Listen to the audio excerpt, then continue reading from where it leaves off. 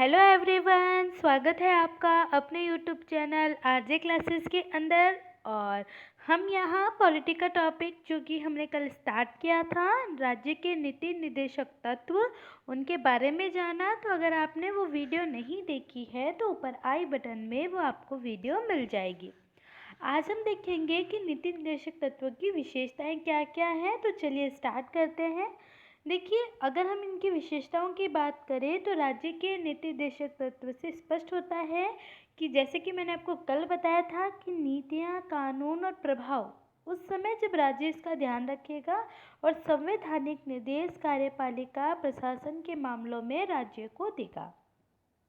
देखो, सीधा सा संबंध जैसे कि मैंने आपको कल बताया था कि संविधान में राज्यों को संवैधानिक, कार्यपालिका और प्रशासन संबंधी नैतिक पक्षों के बारे में ये राज्य के लिए होते हैं, जो कि किसी भी प्रकार से न्यायिक नहीं होते, यानी आप इनके लिए न्यायालय नहीं जा सकते।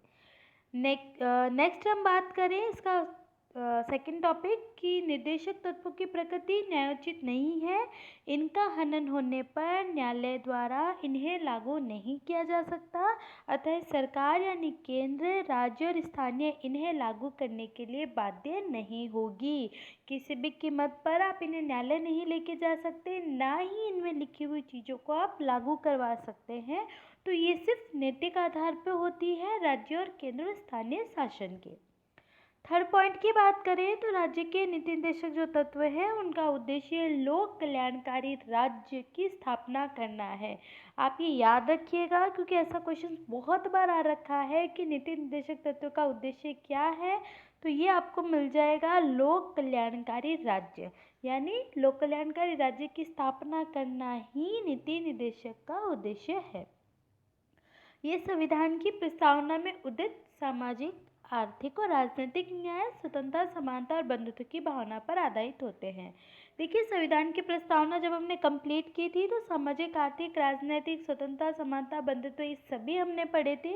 तो उन्हीं पर ये आधारित होते हैं, यानी इस राज्य में समान रूप से सभी को सब कुछ मिले, सामाजिक न्याय उनको मिले, आर्थिक रूप से वो सक्षम हो, राजनीतिक न्याय उन्हें मिले, स्वतंत्रता मिले, समानता मिले, बंधुत्व की भावना उत्पन्न हो, और ऐसे कार्यक्रम, ऐसे नियम सरकार, राज्य सरकार लगाए ताकि सभी के रूप में इक्वल रहे। तो ये सभी उन्हीं पर आधारित होते हैं नीति निर्देशक तत्व।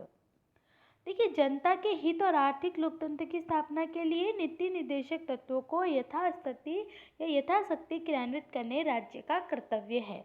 याद रखिएगा, ये राज्य का अधिकार नहीं है, ये राज्य का कर्तव्य है कि वो इनको जनता के लिए बहुत अच्छे से लागू करे, बहुत अच्छे से उनके हित साधन हो, आर्थिक रूप से वो स्वतंत्र हो, लोकतंत्र में रहे। ये सारी चीज़ें राज्य करता है, लेकिन राज्य का ये कर्तव्य है। देखिए, संविधान इन्हें अधिकार नहीं देता, ना ही उन्हें डायरेक्ट ये कहता है कि 36 से लेके 51 तक जो जो लिखा हुआ है वो आप कंप्लीट करें। ठीक है। नेक्स्ट हम बात करें तो नीति निर्देशक सिद्धांत पर गांधीवाद, समाजवाद और उदारवाद का प्रभाव है।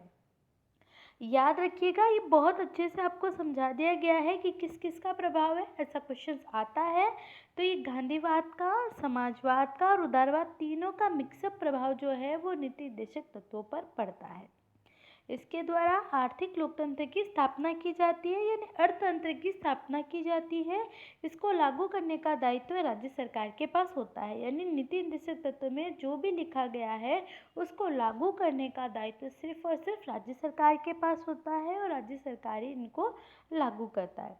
तो आई होप आपको बहुत अच्छे से समझ आ रहा होगा। अब हम बात करें इसकी जो लास्ट टर्म विशेषता की, तो इसे न्यायालय द्वारा लागू नहीं किया जा सकता है।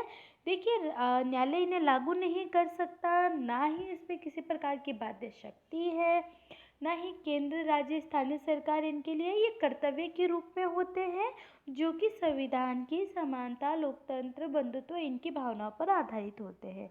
इनका मुख्य उद्देश्य लोक कल्याणकारी राज्य की स्थापना करना होता है, और अगर हम बात करें तो स्पष्ट रूप से ये इतने प्रभावशाली नहीं होते हैं जितने हमारे मूल अधिकार होते हैं। तो आई होप आप इनकी विशेषताएं आपको बहुत अच्छे से क्लियर हुई होगी। तो आज के लिए इतना ही। नेक्स्ट वीडियो में कल हम अनुच्छेद स्टार्ट कर देंगे। तो अगर आप हमारे चैनल पे नए हैं तो प्लीज़ चैनल को सब्सक्राइब कीजिएगा, लाइक कीजिएगा, शेयर कीजिएगा। Thank you.